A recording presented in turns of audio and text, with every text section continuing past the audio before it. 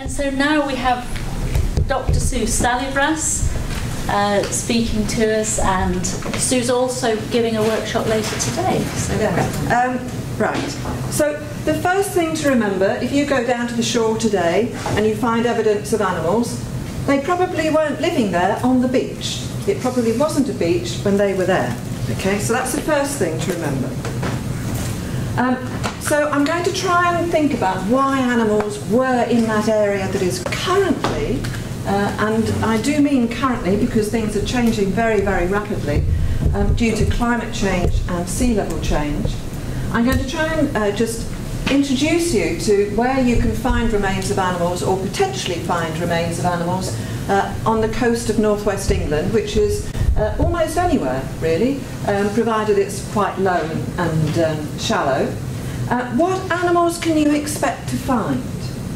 Now, that's actually quite tricky, and in the workshop I'll be explaining or giving you some examples that you might find.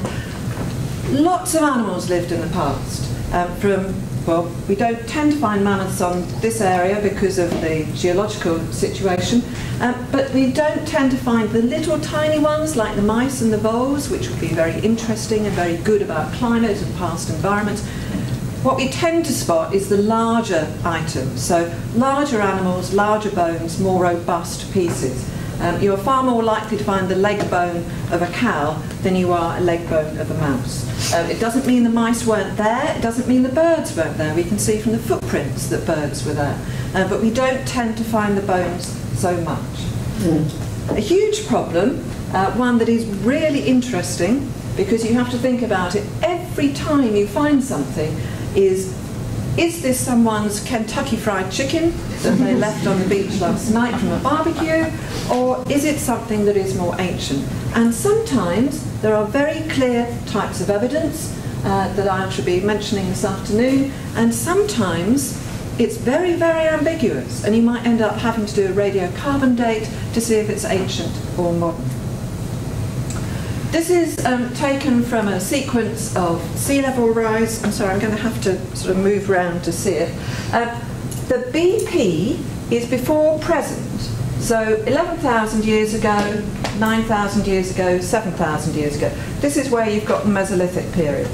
Do not be fooled by the cloud cover. This is simply higher ground. It doesn't mean ice.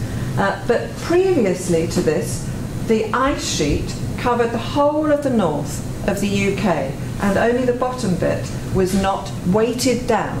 Now, if you imagine 1,000 metres of ice, sometimes more than 1,000, more than a kilometre of ice above you, think Antarctica, it pushes the land down.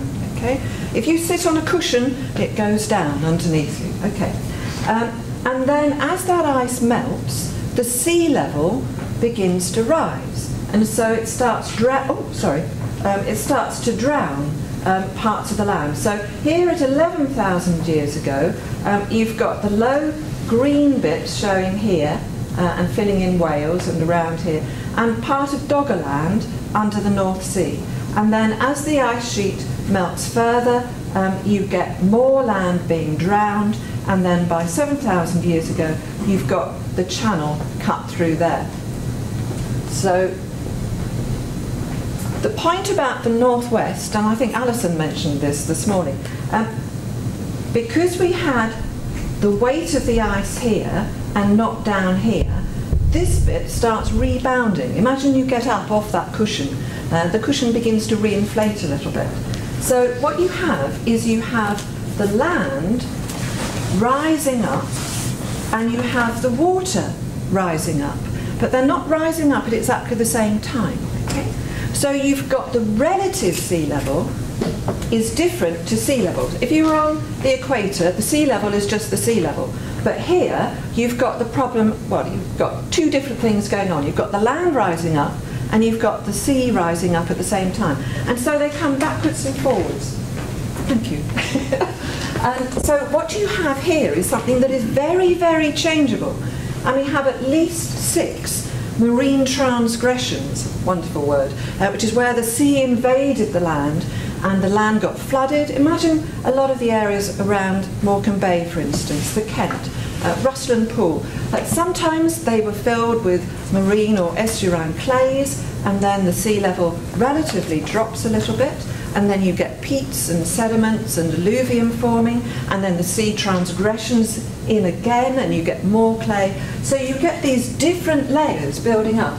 And again, Alison mentioned this, do not think that if you have a nice silty deposit on the foreshore that it's the same date as another nice silty deposit on the foreshore 100 metres away. Chances are there are others above and below it, even in the same place, and so you can find lots of different layers of different dates. Whoops.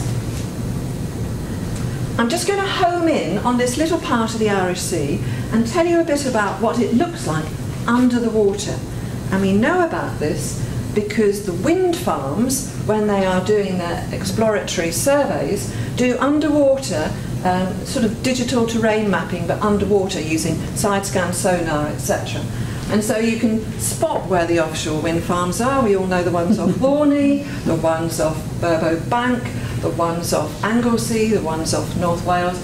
And all of this data, they have to apply for a marine management organisation licence, and they hold this digital data, and then they've been reused to try and make sense of this particular area.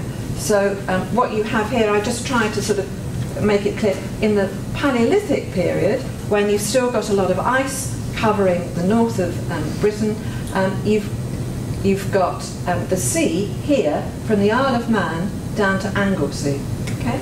And then you've got sort of intertidal and shallow water, and then a big sort of deposit of upland here and some open water. Notice this gouge here. Think of the lakes. This is like Wasdale. It's a very, very deep Paleolithic, Pleistocene glacial channel, and it's called the Loon Deep or the Loon Trench. And by the time you've got a difference in the relative sea level by the Mesolithic period, you've got a lake here, and I can't see it from here. I think, is that the Loon Trench? My point yes, is right. Yes. It's now filled in with water. So imagine Wasdale suddenly appearing. So we know what the landscape looked like. We can see where the sea level, this was the edge of the sea by the Mesolithic period. So what you see now on the beach was not on the beach in the past. This is nothing to do with animals. This is just to show the strength of storminess. Now, climate change is accelerating, okay? If you're interested in climate change, watch out for the UK climate change forecast coming out in November 2018, this year. We used to see climate change forecasts at the sort of low, medium and high level of rates of change. Everybody's now using the high rate of change, okay? Climate change is happening, and happening rather fast. But it's not just the inexorable sea level change. That is going to get all the major cities in the world, but what is going to get the animal bones and the boat remains coming up, and this hasn't had giant sea worm coring through. This is where the wooden pegs go through of this part of the boat. Very nicely preserved, very fresh. It was clearly offshore, buried by sediments, and when we had all those storms in January, one of them probably shifted all the burden above it, and then the next one shifted it and landed it on the beach. So you can now imagine how that mammoth tusk got onto Mersey.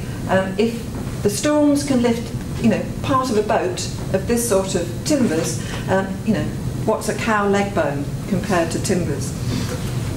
So it's the storminess that really, really is crucial here. We've already heard mention of the rapid coastal zone assessments. These were done all around the English coast to inform shoreline management plans and engineers and coastal protection. The first phase was actually just desk-based, particularly aerial photographs.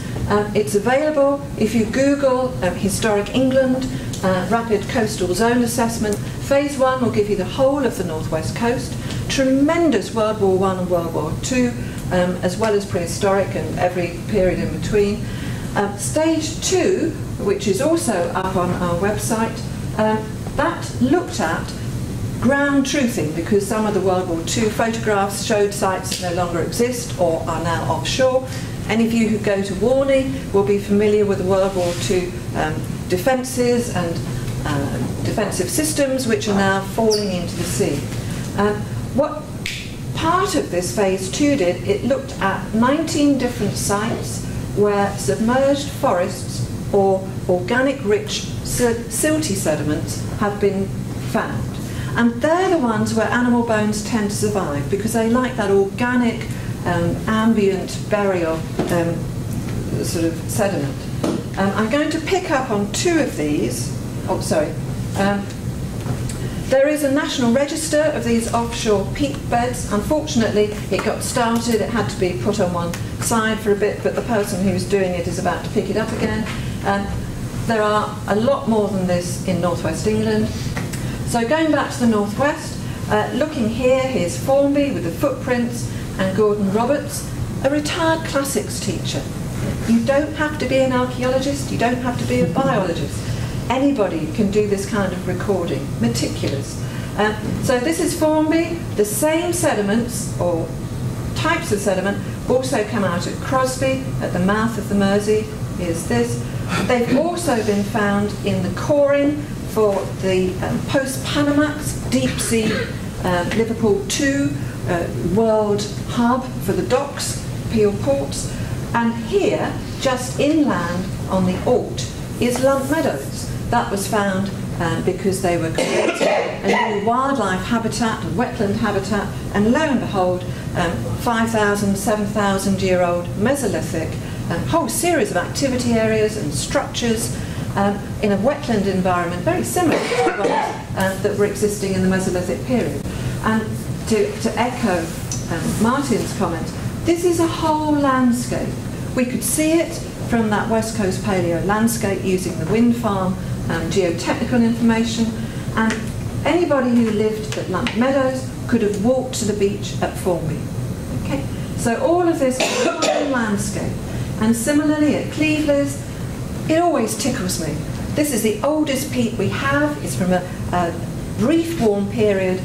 The last ice age started to warm up, had second thoughts, got very cold again, had second thoughts again, got very warm again, and there's some very interesting stuff around Morecambe Bay, Kirkhead Cave, for instance, very early, about 13,000 years ago. And at the same time, at Porton-le-Fylde, Horace the elk was badly injured by hunters, late Upper Paleolithic hunters, and stumbled into a small pool where his remains were found when somebody rebuilt their bungalow. Okay? So Porton-le-Fylde has an elk that is the same age as the Cleveland's submerged forest, on which you can put your deck chair and eat your ice creams. In the Harris Museum in Preston, well worth a visit. Another site, well, to be honest, when I was sent the bones from this, I thought the animal at Bardsey was also an elk. He was huge, absolutely huge. One of the biggest red deer I've ever seen. And members of the Morecambe Bay Archaeological Research Society, simply walking along like that antler that was found at Formby, noticed something sticking out. There was a 3D excavation, and these are actually bits of wood. There was a paleo channel cut through the marine clays of the late glacial period, and the channel had filled in with these organic rich sediments, lots of bits of plant, lots of bits of trees, and bits of this very large, very dead red deer. Sorry. The thing about red deer and the thing about cattle is that they are woodland animals. Now, we don't think of them like that now, because we see red deer generally in Scotland where they are out of their natural habitat. Natural habitat is woodland, they grow much larger. Go to the forests in Central Europe, Hungary for instance, you will see large red deer, much larger than our current Scottish ones. And the ones that we found at Formby, the ones that we found at Bardsey, the ones that we find the footprints of are much, much larger. And the wild cattle, this is not genuine wild cattle, because they went extinct due to climate change, habitat change, and hunting. Okay? They went extinct in the UK in the Bronze Age, but they did survive in sort of Poland and Hungary and places till the post-medieval period. But they've been bred back from primitive breeds, and this gives you an idea of these are massive animals. These are the kind of animals you see in cave paintings. Okay? Things to be avoided unless you have a friend if you're out hunting. Okay? We do have Hartlepool on the Teesside coast has similar deposits of these very organic rich. They've been found where they've been doing coastal defences. Somebody brought in a cattle foot, and they thought it had come out of the peat. And the lesson learnt is here, not everything black is peat. The blackness was actually coal dust, because the local collieries used to dump their waste on the foreshore. But this foot bone was so big, it either had to be something that was modern, like a charolais, you know, something up here, or one of these. And we really couldn't tell. And that's where we got the radiocarbon date of about 3,500 years. It was Bronze Age. So at Hartlepool, they had these wild animals around as well. What I should also emphasise is that although you have these wild animals, certainly from the Mesolithic period onwards, you do, of course, have domestic animals as well from the Neolithic period onwards. We're probably all familiar with livestock being taken down to the salt marsh for grazing, particularly summer grazing, as Martin mentioned. So we should expect to find domestic animal footprints as well as wild animal footprints, and the same for the bones. Okay? Sometimes you can tell from the sizes of the bones, and I'll again explain a bit this afternoon. How do you tell if a bone is recent or modern? The dead giveaway of something that is recent is it's still white. If it's bleached white by the sun, it's always been on the surface, it's never been buried in the sediments, and so you'll probably get something that's washed up or blown up, or, so I don't mean blown up, blown on, something like a dead seagull, that sort of thing. Sun bleached, it must be recent. If it's stained, it's been in sediment, but how long? That's tricky. Again, I can go into that in more detail. The soft tissue decomposes first, and there are some stringy bits, the ligaments that hold the joints together, that last longer. A ligament is like a ligature. It ties the joint together. So you might still find bones that are tied together with dried on sort of tissue or a few feathers still on it. Again, it must be recent. Okay? I can't put a date on it, but likely this year, maybe 2 years. Butchery, styles have changed. In the prehistoric period, and if you were rural, you could take an animal carcass apart very neatly with tiny little knife marks at the joints. If you're a Roman, you come along with a cleaver and you go chop, chop, chop, this is yours, etc. You have urban butchery like that. And then in the modern period, in the 19th century, you start having saws. If you find anything with a saw mark, it's recent. Well, 19th century, 20th century, still of interest, but it's relatively recent. And the domestic or wild, we've still got wild animals. We haven't got the wild cattle, but we've still got the wild roe deer, the red deer, the birds, the hares, etc. So if you're interested in the bones, I'm not quite sure where we're going to lay them all out, but there's going to be a hands-on, unstructured free-for-all this afternoon.